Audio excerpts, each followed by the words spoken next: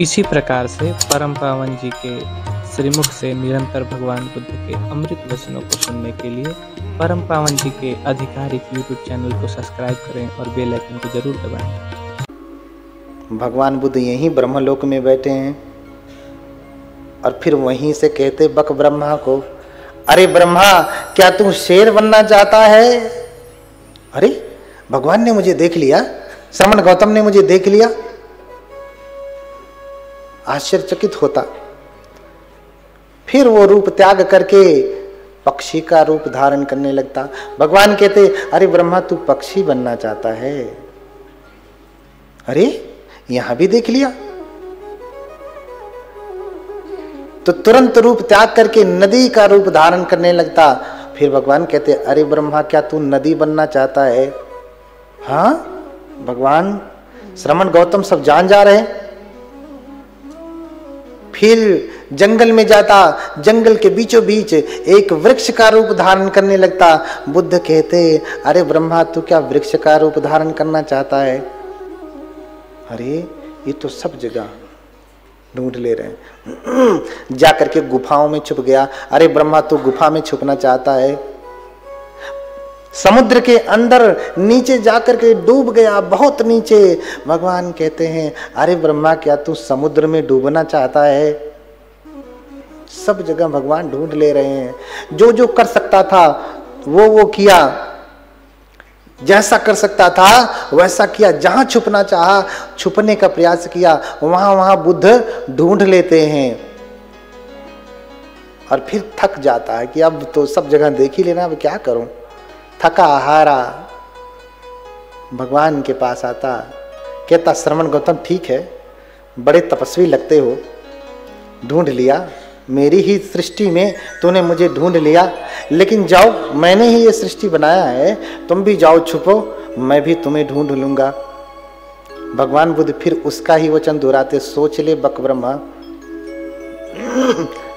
एक बार फिर से विचार कर ले। कहते, हाँ श्रमण गौतम आप जाइए, छुपिए, मैं ढूंढ लूंगा।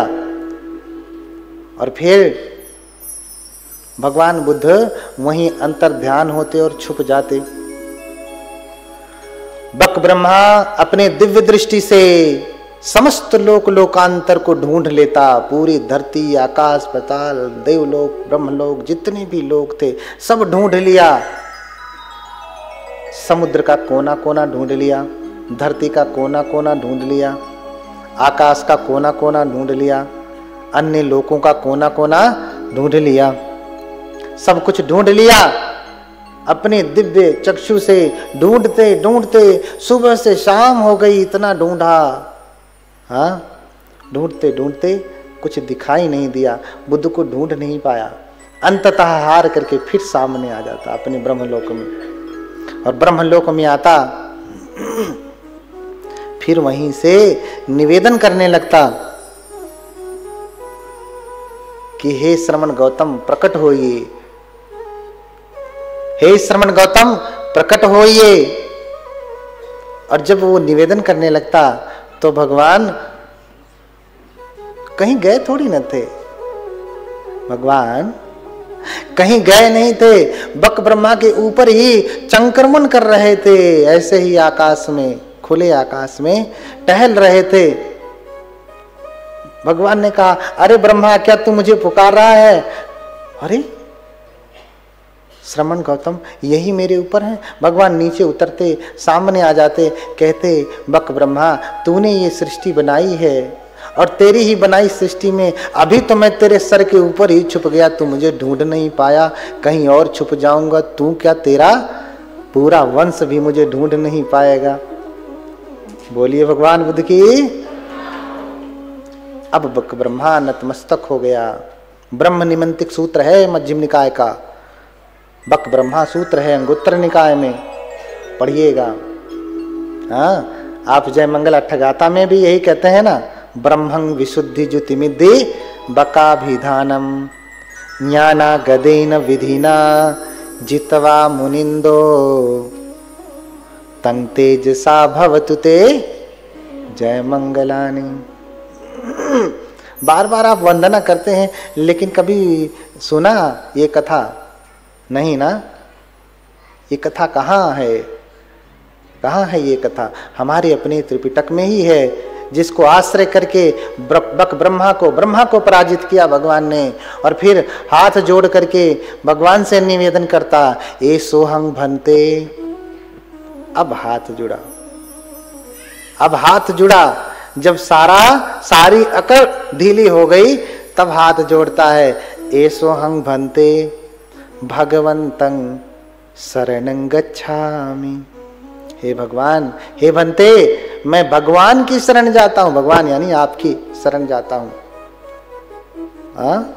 देखिए, बक ब्रह्मा भी भगवान को भगवंतं भगवान कह रहा है, भागवत कह रहा है, ए सोहं भंते भगवंतं शरणं गच्छामि धम्मंच भिक्षु संघंच उपासकं में भंते भगवा धारे तुम अज तगे पाणुपेते शरणं गतं। बोलिए भगवान बुद्ध की। हे भंते, मैं भगवान की शरण जाता हूँ, धम्म की शरण जाता हूँ, संघ की शरण जाता हूँ। कब तक के लिए जाता हूँ? अज तग्गे पाणुपेते, आज से लेकर के जब तक प्राण रहेगा तब तक शरणं गतं, आपकी शरण जाता हूँ। मुझे अपना शिष्य स्वीकार करें, अपना उपासक स्वीकार करें।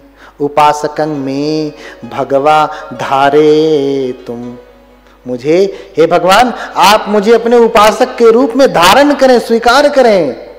अब ऐसा निवेदन करने लगता है, फिर भगवान अनुमोदन करते हैं, उपदेश देते हैं, ब्रह्मा, ये संसार तेरी वजह से नहीं चल रहा है, इसका कोई निर्माण करता नहीं, सब कार्य कारण के नियम से चल रहा है।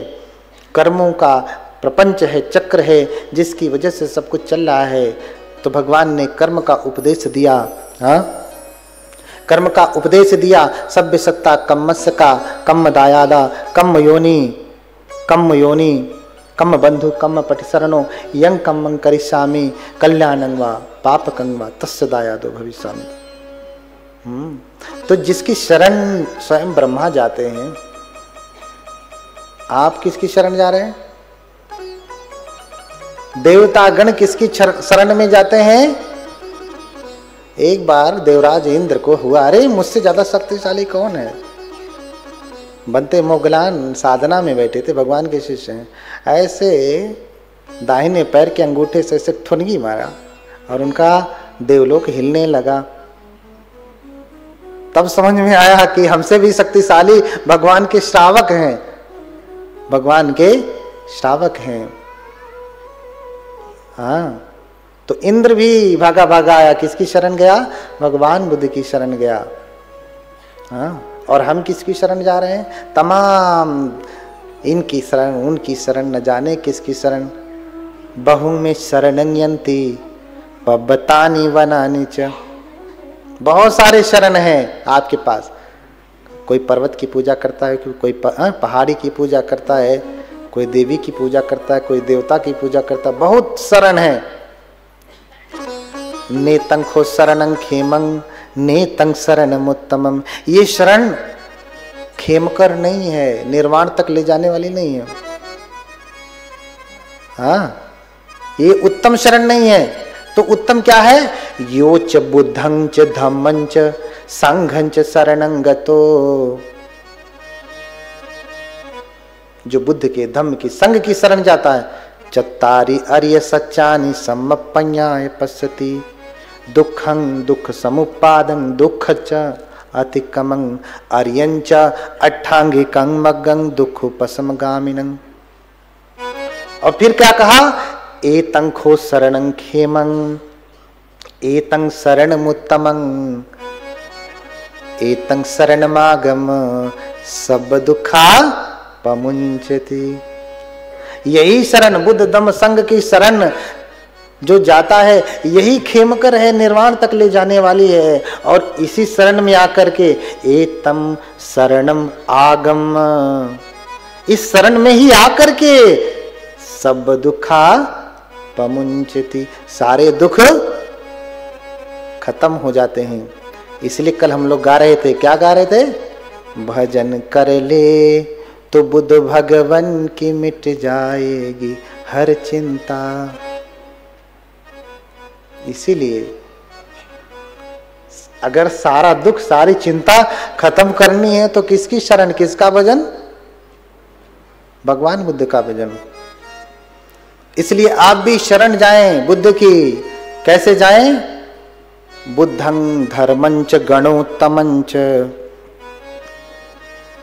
यावद्दि बोधि शरणं गतोऽस्मि दानादि कृते कृतैर्मया भी बुद्धो भवेयं जगतो हिताय।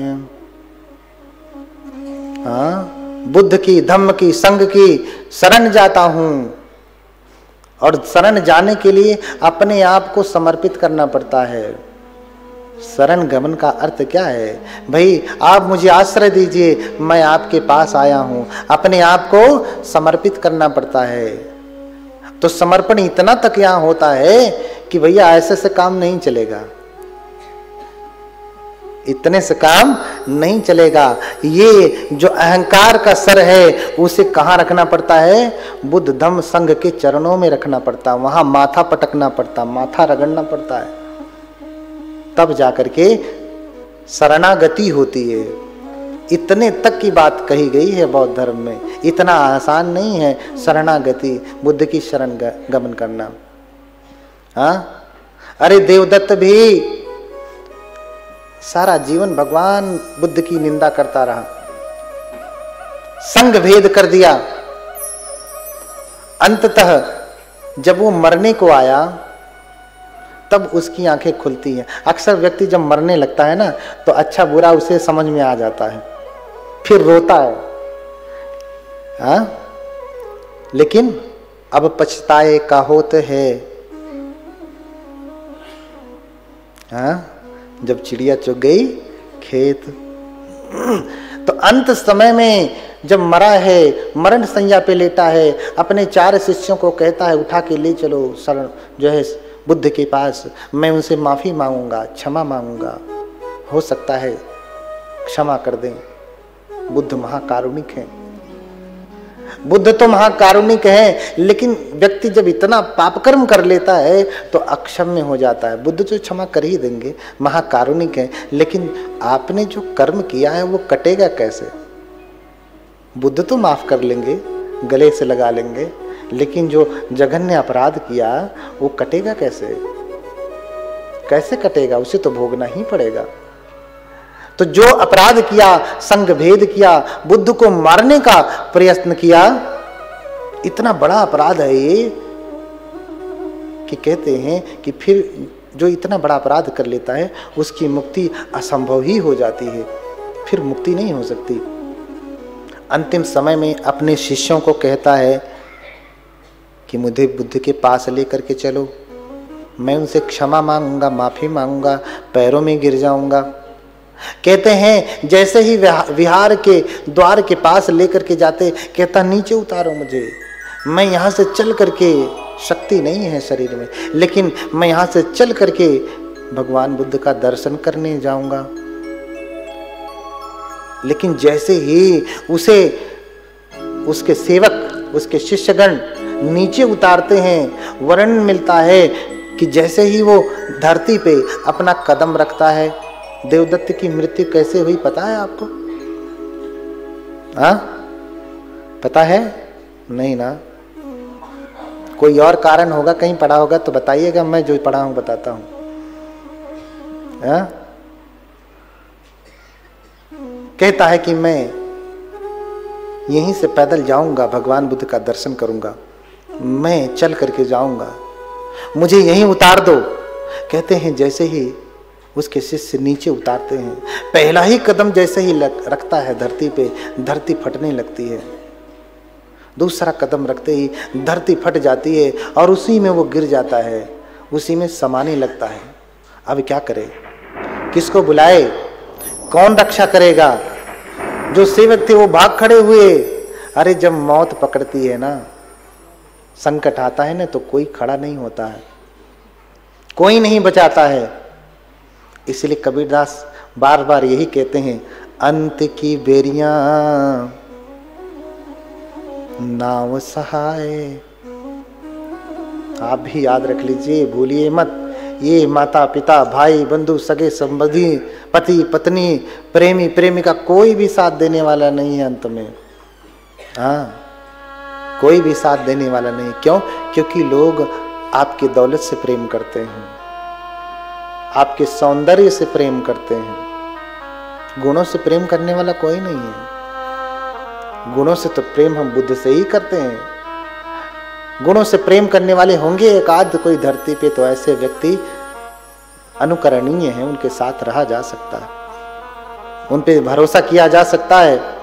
लेकिन अंततः आपको आपका कर्म ही, जो आप करते आए हैं, भजते आए हैं, वही बचाने वाला है। जैसे ही धरती पे कदम रखता है, धरती फटने लगती है, सभी भाग खड़े होते हैं, वो उसमें गिर जाता है दरारों के बीच में और अंदर नीचे डूबने लगता है। फिर सोचता है कि कैसे बाहर निकलूं, लेकिन निकल नहीं पा रहा है। शिष्य तो पहले ही भाग गए, कोई दिखाई नहीं दे रहा है, चारों तरफ अंधेरा छाया हुआ है। किसे बुलाऊं, किसे बुलाऊं? वहीं से हाथ जोड़ता है और फिर भगवान को बुलाने लगता है। कहता है, इमे ही अठी ही तमग पुंगले देवाति देवम नरदेव पूज्यम। कहता है कि ये जो 8 पुद्गलों के गुरु हैं, जो देवताओं और महादेवताओं के द्वारा भी पूजित हैं, जिनकी शरण में सारे लोग शरणागत हैं, हाँ, उपट्ठिकायं अभिभूय वतति, जिसके चरणों में बैठने को लेकर के सारे लोग अपना सौभाग्य मानते हैं, जिसकी शरणागति करना लोग अपना सौभाग्य मानते हैं। उपट्ठिकायं अभिभूय वतति। हे भगवान, पाणो ही बुद्धम शरणं गतोस्मि। हे भगवान, मैं आपकी आराधना करता हूं, आपको पुकारता हूं, आपकी स्तुति करता हूं। ये प्राणी, ये प्राणी देवदत्त नहीं कहता है, अब कहने लायक कुछ बचा नहीं। मैं भी नहीं कहता, अब सारा मैं जो है विलगित हो गया। कहता है, पाणो ही बुद्धम शरणं गतोस्मि। हे भगवान, ये प्राणी, ये देवदत्त आपकी शरण जाता है। और भगवान वहीं से देख रहे हैं, लेकिन अपराध इतने हैं कि भगवान बुद्ध चाह करके भी उसका मंगल नहीं कर सकते। आशीर्वाद तो दे रहे हैं, लेकिन चाह करके भी हाथ नहीं पकड़ सकते। जैसे ही वो आने के लिए बोला था कि मैं जाऊंगा, भगवान का दर्शन करूंगा, आ ही रहा है रास्ते में, उसी समय देवदत्त की सूचना बनते आनंद ने दी थी भगवान को। भगवान से कहा, भगवान, देवदत्त आपके पास आ रहा है। भगवान कहते हैं, आनंद, वो मुझ तक पहुंच नहीं पाएगा, क्योंकि उसने धर्म नहीं देखा, उसने धर्म नहीं जाना। सारा जीवन वो संग भेद करता रहा और बुद्धों को, तथागत को मारने का प्रयास किया उसने, उनके शरीर से रक्तपात कराया। उसके अपराध इतने जघन्य हैं कि वो तथागत तक पहुंच नहीं पाएगा। तथागत चाह करके भी उसके हाथ पकड़ नहीं पाएंगे। होता भी है, धरती फट जाती है, उसमें समाने लगता है। प्रार्थना कर रहा है भगवान से, हे भगवान, ये प्राणी, ये देवदत्त आपकी शरण जाता है, मेरी रक्षा करें। इतने कहने मात्र से ही भगवान के शरण गया। बुद्ध उस समय रक्षा तो नहीं कर पाए, लेकिन उस शरणागमन मात्र से जो उसने जघन्य अपराध किया, भगवान ने घोषणा की थी कि आने वाले समय में कभी न कभी ये प्रत्येक बुद्ध बनेगा। क्यों? क्योंकि अंतिम समय में इसने बुद्ध का शरण ग्रहण किया, बुद्ध की शरण गया। इसलिए मैं कहता हूं, बुद्धं धम्मं च गणोत्तमं च यावद्दि बोधि शरणं गतोस्मि। जब तक मुझे बोधि प्राप्त नहीं होती, निर्वाण प्राप्त नहीं होता, तब तक के लिए मैं शरण जाता हूँ। ये नहीं कि अभी कार्यक्रम में आया हूँ तो शरण चला गया, उसके बाद फिर नहीं। अरे पूरे जीवन के लिए, जब तक मुझे बोधि प्राप्त नहीं होती, जब तक मैं अरहत नहीं होता, तब तक के लिए मैं बुद्ध की शरण जाता हूँ। इसके लिए समर्पण जरूरी है। इसलिए जाना घर पे तो प्रार्थना करना। क्या प्रार्थना करेंगे? ददामि चात्मानम अहम जिनेभ्य सर्वेण सर्वं च तदात्मजेभ्यः परिग्रहं मे कुरुताग्र सत्वा युष्माशु दासत्वमुपैमि भक्त्या। अरे भगवान, ददामि चात्मानम अहम जिनेभ्यः, हे जिन, हे भगवान, मैं अपने आप को समर्पित करता हूं आपके चरणों में। सर्वेण सर्वं च तदात्मजेभ्यः, सभी प्रकार से, धन दौलत रुपए पैसे जो कुछ भी है, उन सबके साथ जिसको भी मैं अपना मानता हूं, उसके साथ मैं आपकी शरण ग्रहण करता हूं। परिग्रहं में कुरुताग्र सत्वा, हे अग्र सत्व, हे बुद्ध, बुद्ध को अग्र सत्व कहा गया। सच में श्रेष्ठ सत्व बुद्ध ही हैं इस धरती के। परिग्रह में कुरुताग्र सत्वा, हे अग्र सत्व, मेरा परिग्रह करें, मुझे स्वीकार करें। युष्माशु दासत्व मुपैमि भक्त्या, मैं पूरी भक्ति भाव से आपके दासत्व को स्वीकार करता हूं, आपका दास बनता हूं मैं। इसलिए संतों के नाम में, जो बुद्ध की ही परंपरा से निकले, उनके नाम में दास पड़ा।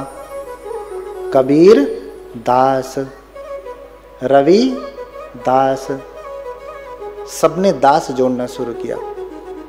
हाँ, अब लोग कबीर साहेब कहते हैं, हाँ, रैदास साहेब कहते हैं। तो असली बात वो भूल गए हैं, क्योंकि अब कबीर की असली वाणी को ही वो भूल गए हैं। इसलिए इस मर्म को समझ नहीं पाते। उनको समझने के लिए पहले उन्हें बुद्ध धर्म पढ़ना पड़ेगा, अन्यथा सिर्फ कबीर को पढ़ करके नहीं समझ पाएंगे। क्योंकि वो शाखा है, एक पत्ती है, टहनी है धर्म की। और पूरे धर्म को समझना होगा तो भगवान बुद्ध के धर्म को पढ़ना पड़ेगा। इसलिए आप क्या करें? भगवान से प्रार्थना करें, हे तथागत सुगत ज्ञानदाता, मन में ज्ञान दीपक जला दो। आइए हम भजन के साथ इसको भगवान से प्रार्थना करें कि हे भगवान, आप हमारे भीतर विराजमान होवें, हम आपकी शरण जाते हैं। हे तथागत, हे ज्ञानदाता, हमारे भीतर ज्ञान का दीपक भरें, ताकि हम सच्चाई को देख सकें। हाँ, सच्चाई को देख सकें।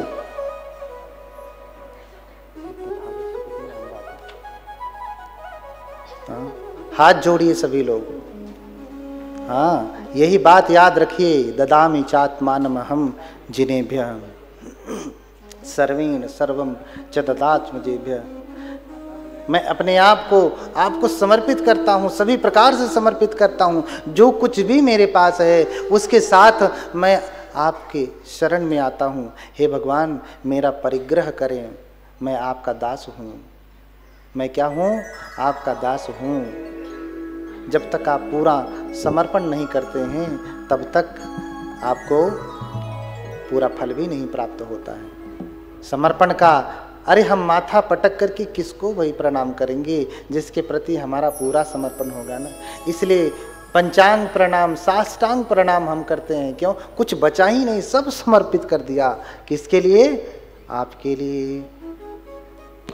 हाँ, मेरा परिग्रह करें, मेरा हाथ पकड़ें भगवान, मेरा हाथ पकड़ें। हाथ जोड़िए सभी लोग। हे तथागत सुगत ज्ञान दाता,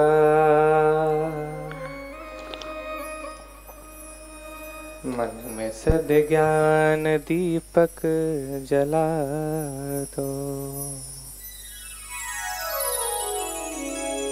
हे तथागत सुगत ज्ञान दाता, मन में सद्ज्ञान दीपक जला दो।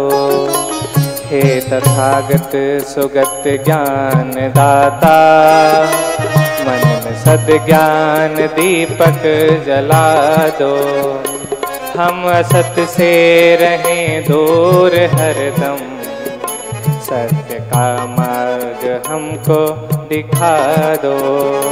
हे तथागत सुगत ज्ञान दाता, मन में सद्ज्ञान दीपक जला दो।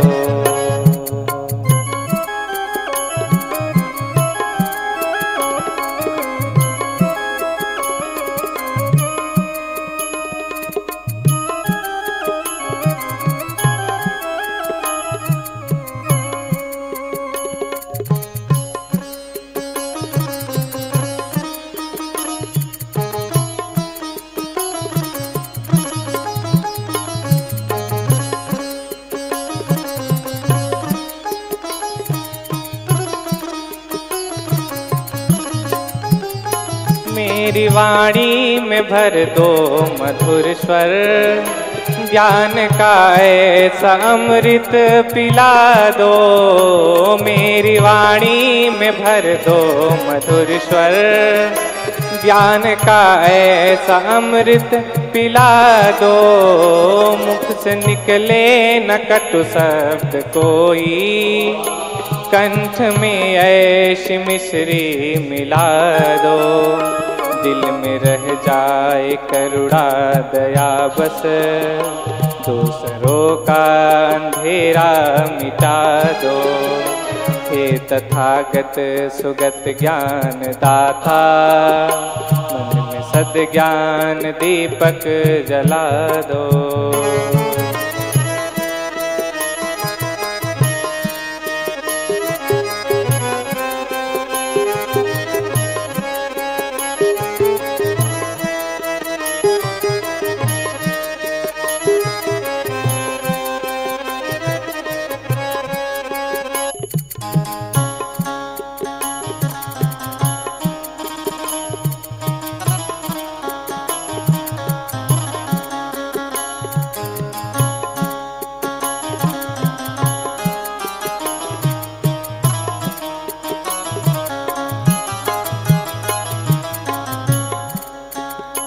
दूर कर दो जगत की विषमता, ना रहे कोई अपना पराया।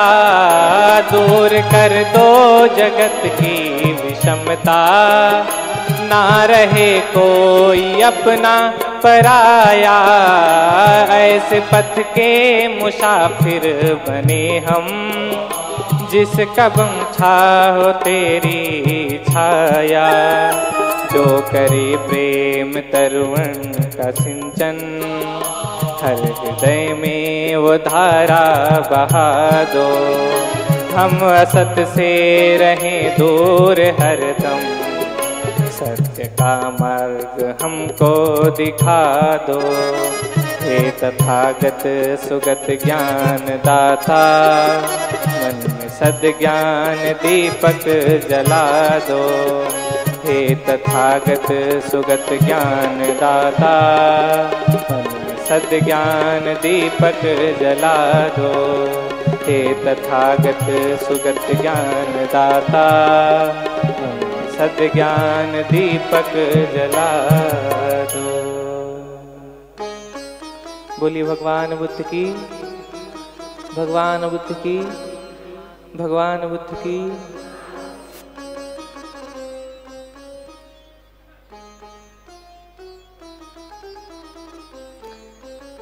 इसलिए एक यही प्रार्थना लेकर के जाइए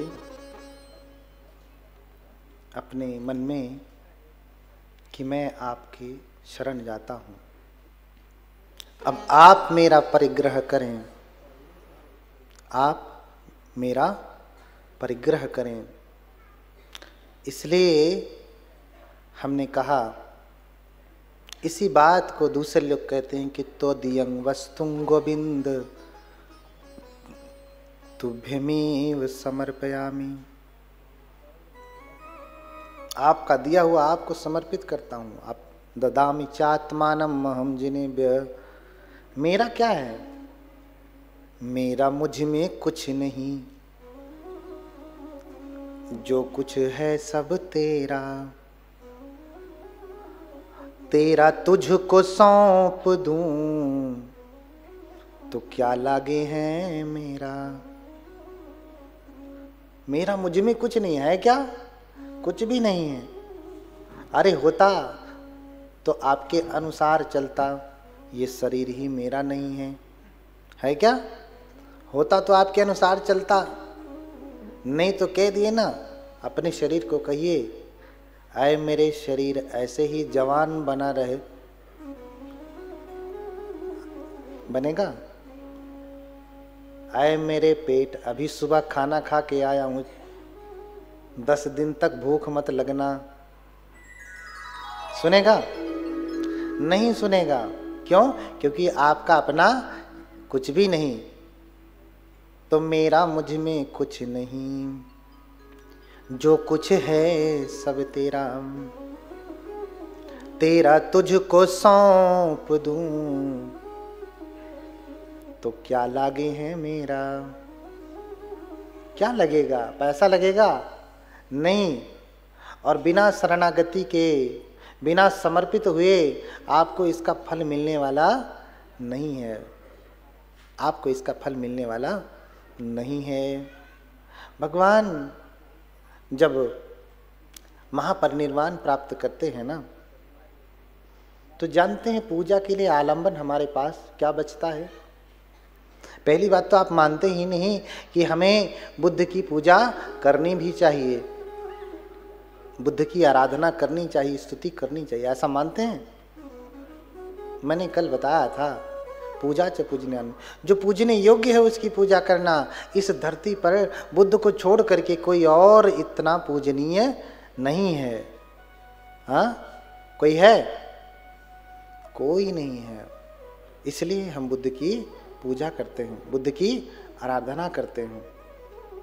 हाँ।